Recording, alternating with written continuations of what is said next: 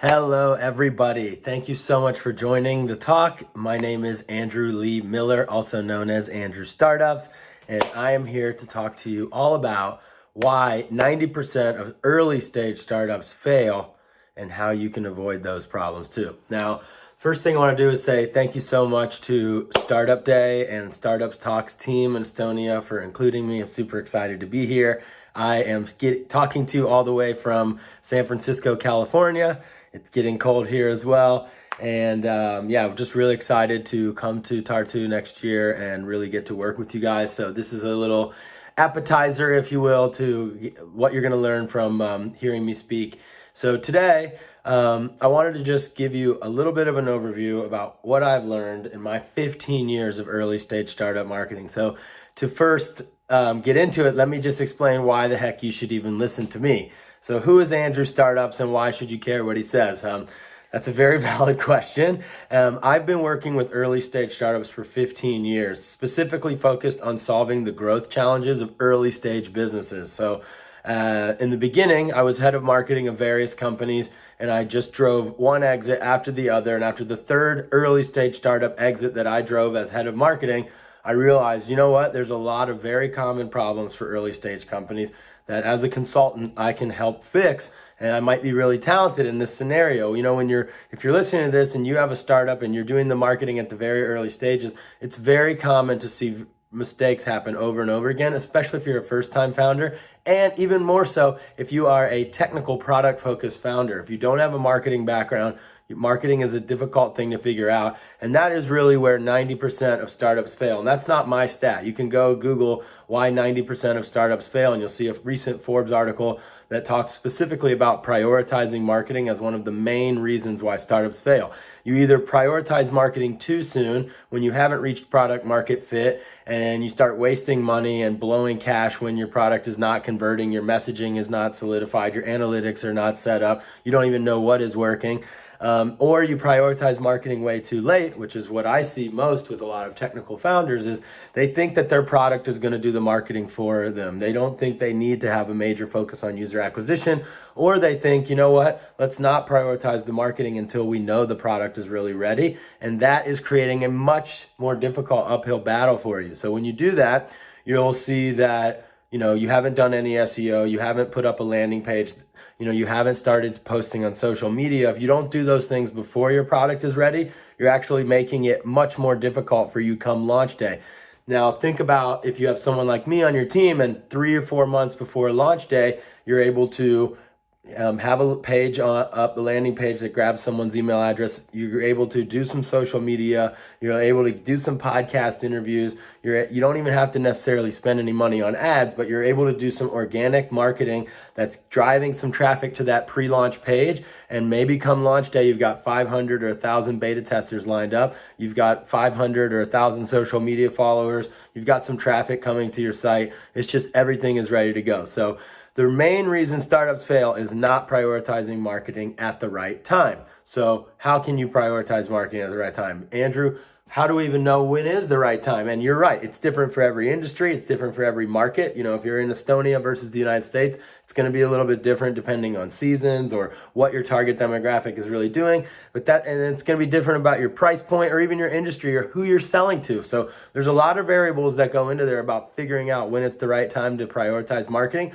But the bottom line, the one thing that no one can ever argue with is it's when the data tells you that it's time, right? So it's not when your founder's been in the trenches for 3 years. Andrew, you don't know. We've been working on this product for 4 years. Trust me, it's ready for marketing. That's the worst thing I ever want to hear, and I've definitely heard that a lot.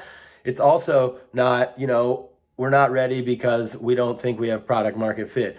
Assumptions, gut, all that has no place in startup marketing, right? You are a growth hacker. What is being a growth hacker all about? It's about being data driven, right? So when the data is telling you that there is these 3 things I'm going to talk about, right? Retention in the form of multiple visits to your product, or a decent conversion rate that at least shows you people organically are converting, because those numbers are going to go down when you start to do large scale marketing. So paid advertising, launch marketing, the more you do outbound marketing, the lower the quality of the traffic goes down. So you want to see organically that you're getting retention, you're getting conversion rates. And the third thing, the holy grail of telling you that it's ready to market your product, is that people are referring it.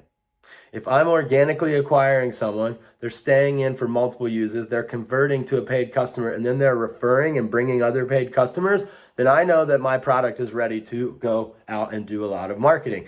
Now, if I don't see all three of those things, does that mean it's not time at all? No, because there's a really famous saying in startups that if you wait for something to be 100% ready, you're waiting too long. So you always have to be ahead of the curve. You always have to be faking it till you make it and kind of imagining you're here when you're still here. So you need to be ready to do some things, even if you've only got 1 to 2 of those 3 holy grail data points ready and done. You still need to be doing some stuff. But if you, right now, if you think, holy shit, our users are retaining them, they are retained, they are referring other people, and they are converting. If you're listening to this and you haven't prioritized marketing and you're already at those 3 points, then you're behind right now and you need to get ahead on the marketing. So the next thing is, what channels would we focus on, Andrew? We're a bootstrap startup. We don't have tens of thousands of dollars to put ahead on marketing, right?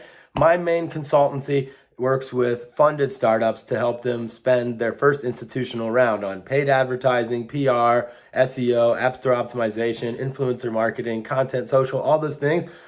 A lot of companies don't prioritize marketing until they have the resources to hire an agency like mine, growthexperts.com with a Z, and instead they just, kind of just dabble in doing Facebook ads themselves as founders, or part-time do some events or social media, and they really don't see anything happen. That is the number one biggest problem I see with startups. Early stage startups, they have a couple $1,000s, they have a global or nationwide audience, and they try and drop that little drip of spend in the Facebook ads budget and expect a result out. And of course, they're not going to see anything, you guys. So what you should do is put off all the paid advertising to later on when you do have budgets, but that doesn't mean you can't do nothing. So what channels can we focus on, Andrew, in the earlier stage of the business when we maybe don't have all the product market fit yet, but we want to start working on stuff? So 2 things. 1, you want to think about what takes the lowest hanging fruit or the least amount of resources for your business to start. So I like to write a list of all the potential marketing ideas that we've ever thought of as a team. I call this the marketing mega list. And usually it's a Google sheet. It's crowdsourced. The whole company's writing ideas, and I start to categorize them by email ideas, event marketing ideas, social media marketing ideas. And we put those all in there. And then I start to break them down by what can we do without any development resources or without any spend on them? What can we start to execute right now? And then the second thing you want to look at is, what are the things that are going to take several months to finish, like SEO or content marketing, for instance? These are long-term strategies that are not going to drive a result for a very long time. You're not going to expect an ROI from your SEO campaign in the first 30 or 60 or even 90 days, because it's a long-term strategy. It takes 30 days just to implement the on-page SEO stuff. So all the optimizations on your website can be done months before launch.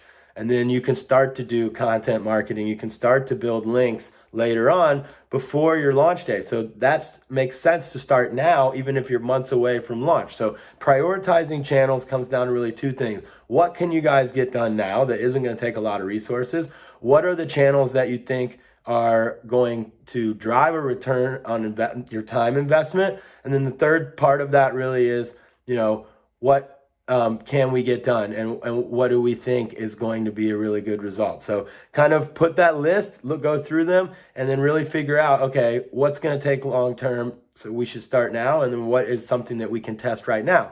So some other channels I think that you can really prioritize early on are, like I said, the organic channels, the things that don't take any spend. So what does that mean? That's PR marketing, right? It doesn't cost any money to become your own PR agency. I have blogs, I have a Udemy course, I have millions of things out there you can learn from me on how to do your own PR. We don't have enough time exactly today, but basically it's about crafting your story and then reaching out to the press. It only takes blood, sweat, and tears and time investment. Those kind of strategies are what I think you should focus on at the early stage of your business to make sure you can't fail, because you have if you're an early stage startup, you have more time than you have money, right? If you're a well-funded startup that's in a highly competitive space, it's the exact opposite. You have less time and tons of money. That's why you must throw paid advertisements out there to really try and win that market share. Well, with an early stage company, you don't have that budget, but you have a lot of time. So then you can invest that time and, okay, all right, I hear you talking. You might be saying, we don't have a lot of time. We're chief everything officer. We're working on everything at the same time. Well, you need to build out a marketing team, and that doesn't always cost a lot of money. I have a coaching program where I work with early stage startups to hire and train an intern for them, and then layer over that with my experience as the coach. Give everyone my online course. We meet for weekly calls. I basically lead the company with these weekly calls and then manage the intern. So I've seen a lot of success with interns. If you have the ability to get an intern on your own, I highly suggest that. But you'll still need to manage and guide them. So if you have the ability, reach out to me. I would love to talk to you about my coaching program. But the bottom line is, build out a marketing team so that they can execute those strategies. And then, that learning is super valuable for them. So it's not that we're just getting an unpaid intern that we don't have to spend money on. It's they're getting to get in the trenches and actually execute these incredible strategies that are cutting edge, that are going to drive the business. And then we're monitoring that in our analytics. We're seeing over the course of 2 or 3 months of soft launch potential unpaid marketing strategies, we're not only seeing what channels are working and converting the most, bringing in the highest quality traffic, we're also seeing what landing pages are working the best, what value propositions are working the best, what unique selling points like verbiage, what text is working in our ads or in our posts, what kind of content is working the most. And as we go on and we get more understanding of what is working the best, later on when we have that few €1,000 budget, that actually can make a really big difference when we layer over all that other data that we have. So data as a marketer is not just quantitative data, it's also qualitative data in the sense of these ads converted the most. Okay, that's quantitative, but then this type of content gets the most engagement, right? So I'm not literally adding up all the engagement points. I'm just seeing whenever we post video on Twitter, it's converting so much more. The engagement across the board is so much more. So that means that if we want to run ads, we should probably do Twitter ads with video content in the ad. And we'll know that saying this and saying that and leading to these landing pages. So you can get an idea of how much more likely you are to be successful at the early stages with your marketing. So the last thing is, how do we know if the marketing is working? Obviously, we know what our KPIs are, right? Everybody listening? No? If you don't know what the core metrics for the success or analyzing the success of your marketing are as of today, stop everything, write that down, talk to your team. That's number one. You've really got to figure out what are the core metrics.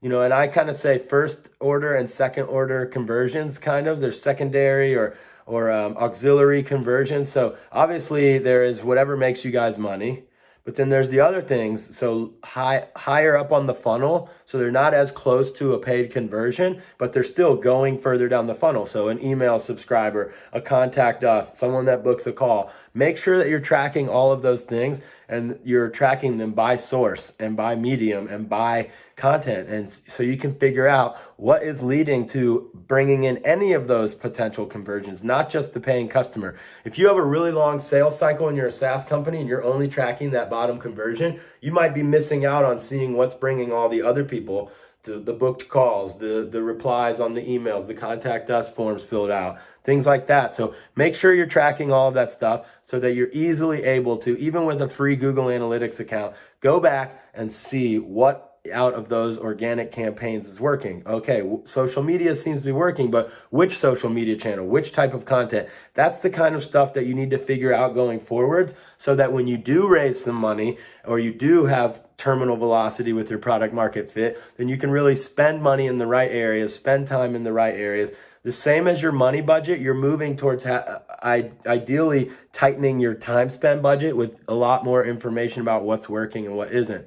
And then that's basically the last thing is all about scaling. So as you're figuring out what's working, just like you would with a money budget, you're realizing, okay, we spent all of our 5 hours this month on social media evenly, but looking back at our analytics, it looks like Facebook and Twitter are our most active communities. So we're going to have our social media intern double down on those areas and then forget about the rest for right now. And that's just going to lead you to get more tighter and tighter and effectively scale up those channels. And then as you get data that there's a strong ROI for either investing in paid campaigns on those channels or a full-time focus on those channels, that's kind of how you scale up. So you go really slowly and efficiently through this growth process, and you are much less likely to fail at marketing as an early stage startup. So that's all I got for you guys. I know that's a lot in 15 minutes, but I would look absolutely forward to diving in deeper, and I'm going to join right now for your questions. See you in a bit.